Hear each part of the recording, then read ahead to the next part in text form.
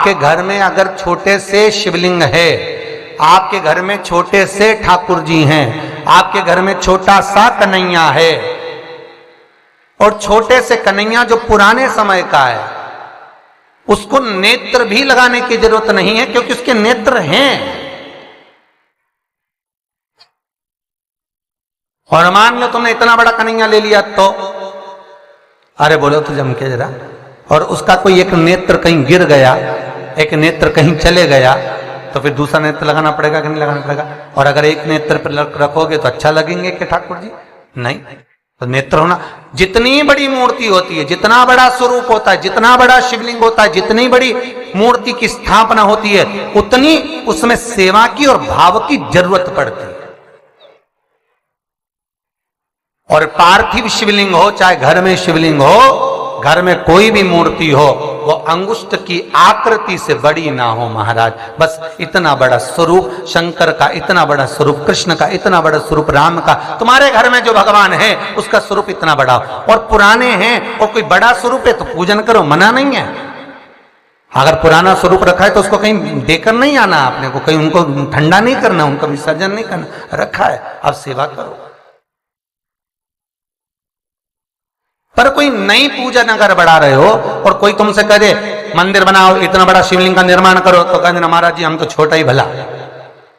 बच्चा जितना छोटा होता है उसको खिला दो, पिला दो, झूले में पटक दो, फिर टाइम पे पहुंचो, झूले में से उठाया, फिर दूध पिलाया, फिर पटक दिया, एक छोटा सा झुनझुना पकड़ा दिया, खेलता रहा। और वही बच्चा जब बड़ा हो गया तो कहीं इधर भगे कहीं उधर भगे, बेचारी माँ आई थी शिव पुराण सुनने के लिए और बेटे ने कार्तिक पुराण सुना दी। ले तो कोई सुन पा रहा?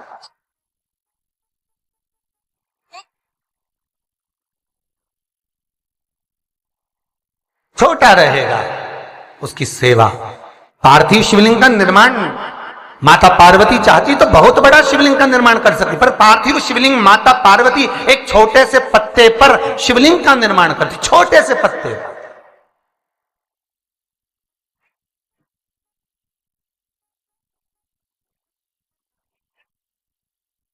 महाराज ध्यान दीजिएगा, एक स्कंद पुराण का एक बहुत सुंदर प्रसंग है। केल के पत्ते पर, बड़ के पत्ते पर, पीपल के पत्ते पर, बेलपत्री के पत्ते पर शिवलिंग के निर्माण का अलग अलग फल है महाराज, उसका स्मरण करिए जरा।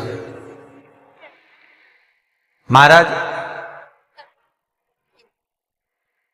केल के पत्ते पर, जब केल का जो पत्ता होता है उस केल के पत्ते पर जब कोई विशेष तीज की तिथि पड़े, कौन सी तिथि हो? तीज हो, जैसे हरतालिका तीज हो, कोई छोटी तीज, बड़ी तीज, और यदि आप तीज के दिन केल के पत्ते पर शिवलिंग का निर्माण कर कर उसकी पूजन अर्चना करते हैं, उसका स्मरण कर कर रात होने से पहले विसर्जन करते हैं तो नारी की अखंड सौभाग्यता रहती है। दूसरा क्रम, बड़ के पत्ते पर जो शिवलिंग का निर्माण करा जाता है वो दोपहर के समय के बाद, जो समय 4 बजे से लेकर 6 बजे तक रहता है, बड़ के पत्ते पर उस शिवलिंग का निर्माण करा जाता है, छोटे से पार्थिव शिवलिंग का। ये काय के लिए होता है? तो कहा ये रोग मुक्ति के लिए होता है। कोई व्यक्ति बहुत रोगीला है और एक रोग के साथ उसके 4-4 रोग घिर रहे हो, मान लो उसको शुगर भी है, बीपी भी है, ये भी है, वो भी है, और उसको वो चीज, मान लो कोई व्यक्ति है उसका ऑपरेशन होने जा रहा है, एक सहज भाषा में लीजिए, और उसका बीपी ऊंचा नीचा हो रहा है, उसकी शुगर ऊपर नीचे हो रही है? तो क्या करना है अपन को? बड़ का जो पत्ता होता है उस व्यक्ति से उस बड़ के पत्ते के ऊपर शिवलिंग का निर्माण कराकर उसकी पूजन शाम को 4 बजे से लेकर 6 बजे के बीच में कराकर उसका विसर्जन कर दीजिए। फिर ना तो उसकी शुगर ऊपर जाएगी ना नीचे जाएगी, ना बीपी ऊंचा ना नीचा, उस व्यक्ति का आप आराम से ऑपरेशन करवा सकते। 24 घंटे के लिए उसके रोग को शिव अपने हाथ में ले लेता है। बड़ का पत्ता महाराज, इसकी कोई तिथि नहीं है, इसका कोई समय नहीं, इसका कोई पल नहीं, इसकी कोई घड़ी नहीं। तीसरा, पीपल का पत्ता, पीपल का पत्ता। जो बच्चा गलत कर्म में डूब रहा हो, तुम्हें लग रहा है कि ये बालक गलत जगह जा रहा है, व्यसन में डूब रहा है, मदिरापान में, मांसाहार में, वेश्यावृत्ति में, या चिड़चिड़ प्रवृत्ति हो रही है, या इसकी मति भ्रष्ट हो रही है, गंदी जगह पर जा रहा है, तुम्हें लग रहा है ये लाइन से भटक रहा है, तो पीपल के पत्ते पर भगवान शिवलिंग का निर्माण कर कर उसकी पूजन अर्चना करी जाती है, और उसी बालक का नाम लेकर तब उसका स्मरण कर विसर्जन किया जाता है। ये सुबह 10 बजे से लेकर 12 बजे के बीच में हो।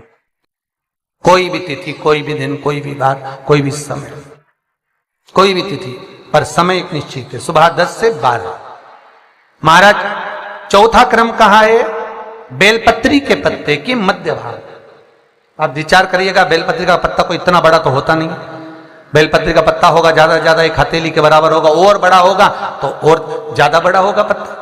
तो बेलपत्री के मध्य भाग में, बेलपत्री के बीच वाले भाग में महाराज जिसका व्यापार नहीं चलता, व्यवसाय नहीं चलता, कोई काम आज की जगह कल हो रहा है, कल की जगह परसों हो रहा है, और काम जरूरी में होना चाहिए, या व्यापार कुछ दिन चल के बंद हो गया, कोई नया लाइन पकड़ रहा है, नया व्यापार करने जा रहा है, नया कोई काम करने जा रहे हो, तो बेलपत्री के मध्य भाग पर शिवलिंग का निर्माण करा जाता है। आप विचार करिएगा, जब बेलपत्री का मध्य भाग कितना बड़ा होगा, और उस पर शिवलिंग बनाना, तो एक छोटा सा शिवलिंग का निर्माण।